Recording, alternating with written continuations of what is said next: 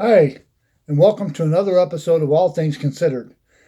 Tonight, I want to talk to you about Seattle's major snow event that could be happening, although it's probably happening now. But it could be happening um, as heavy as Sunday. It says here it's Sunday, though, when things could begin to get a little dicey, thanks to what the National Weather Service labels a modified Arctic front. Um, that will open a door for the chance of snow through the middle of next week, says the NWS in its long term forecast. After that, all of Western Washington could be in for a major snow event.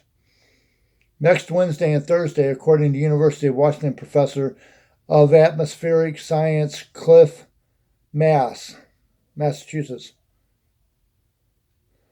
To tackle that, Mayor Jenny Durkan and Seattle Department of Transportation head Sam Zimbabwe urged property owners to shovel snow off sidewalks directly in front of their respective homes. We want to make sure we're ready as a city, says Mayor Durkan, as she and other city leaders talk snow preps. Mayor also urges people to check on neighbors when snow hits. Make sure you all have snow shovels. Now, I've contacted the mayor of Seattle, and I've contacted her office, and I've asked her what's being done about the homeless that are sleeping in tent cities.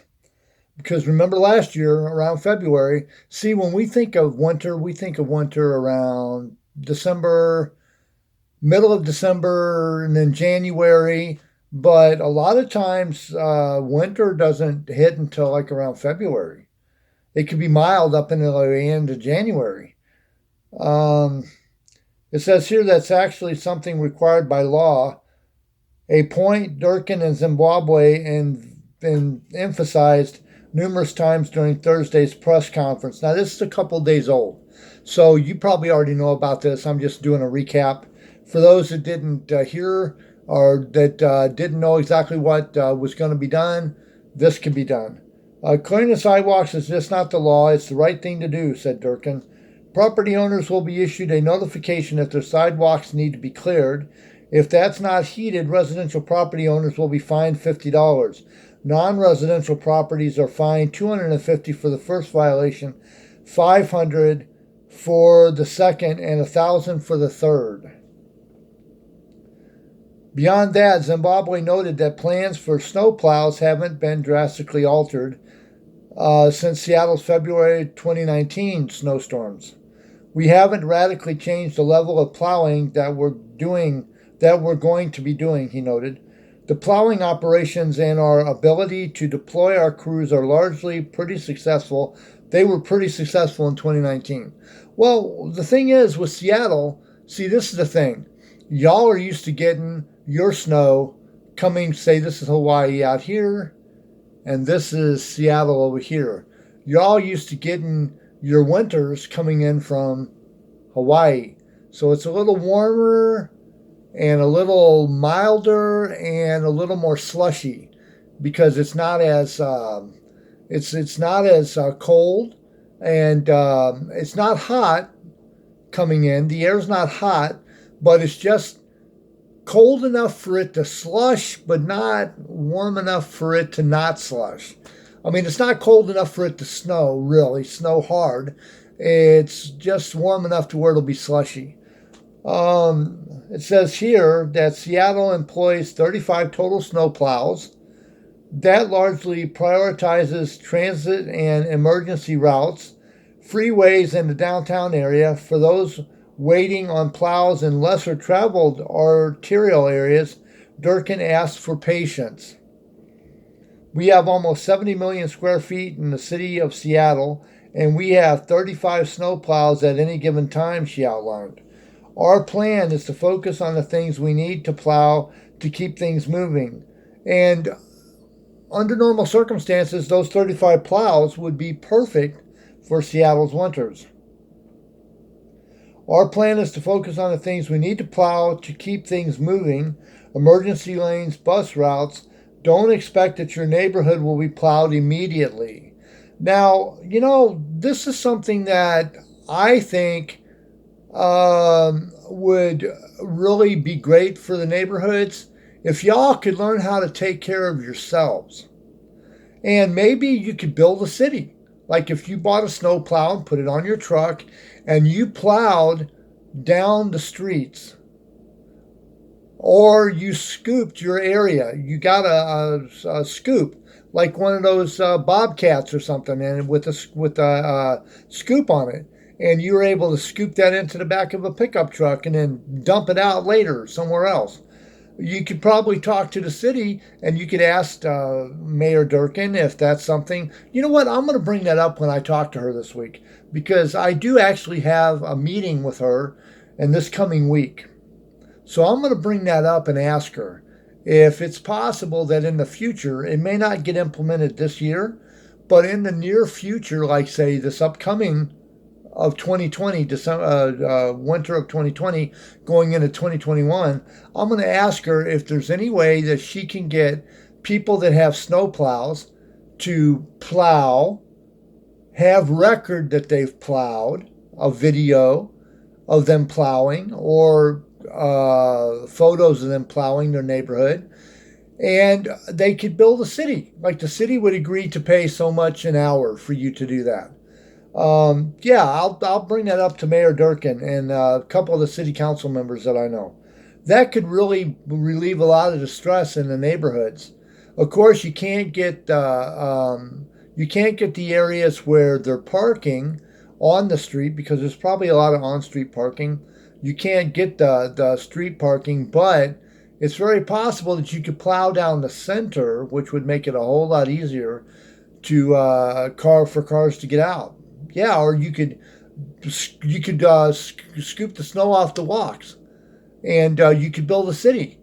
You could get a neighborhood group together, 4 or 5 guys.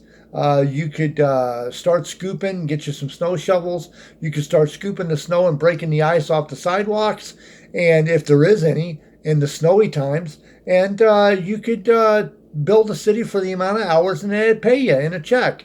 Basically, you'd be freelancing for the city. Problem solved. Why aren't I mayor already? It says we have almost 70 million square feet of the city and 35 plows to take care of it. Should a major snow event descend on Seattle, the city will be working around the clock on its response to keep major roads and emergency routes clear, shelter the homeless and emergency beds, and more. We are ready to work 24/7, Zimbabwe promised. Well, that's good, and I'm going to let it go at that, because I've told you that there's going to be some major snow. If it hasn't already happened yet, I don't know, because I haven't had a chance to look yet.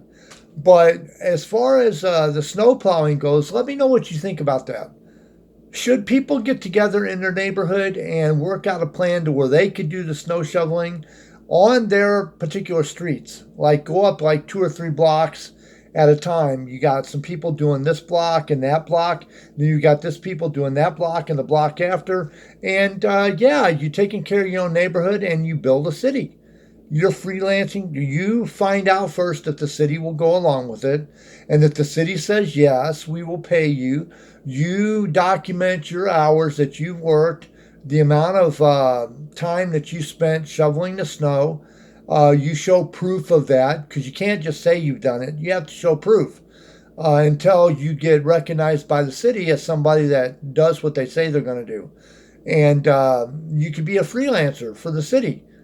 And how long would it take you, honestly, to plow a couple of blocks straight down the street in your neighborhood? I mean, like maybe you could do like maybe 3 or 4 blocks, while the city's doing all the major stuff.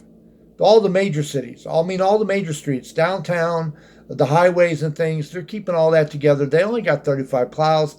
Help them out a little bit, Seattle. If you don't care about your city, who else is going to? It's your city too. So it doesn't hurt to help out. I mean, like where I live at, we have a community room. And there's times when people leave crumbs on the couch or they've eaten popcorn and it's gotten on the floor. Yeah, I could sit and complain about it. And I could go to management and say, why isn't this clean? Or I could take 5 minutes out of my day, sweep it up in a little dustpan, throw it in the trash, and it's already done. Seattle, we can do that. We can do this. We can. We can help out the city. And maybe in doing so, the city will realize that you care. If you think that's a good idea, put a comment in the comments below to let me know that you approve. And also let me know that you think it's a good idea. If you don't think it's a good idea, put a comment and let me know why. And if you have another idea for a better video that you want to hear about, please put a comment. I will do what I can to do your video for you. It may take a day or two, but I will get to it. I promise. If you have any questions about more thoughts on my proposal for helping the citizens help the city during these crises, please put a comment. I'll talk to you about it. Also, if you like my videos, please put a big old thumbs up. If you want to subscribe, hit that subscribe button. It's down there somewhere. You'll find it. It don't hide too often. And when it does, it doesn't hide for very long. Anyway, I'm going to let you go on that note. Be safe. It's going to get colder. Going into the next week, they're talking like it could get bad. This is all things considered. Have a good night, Seattle, America, and all points beyond.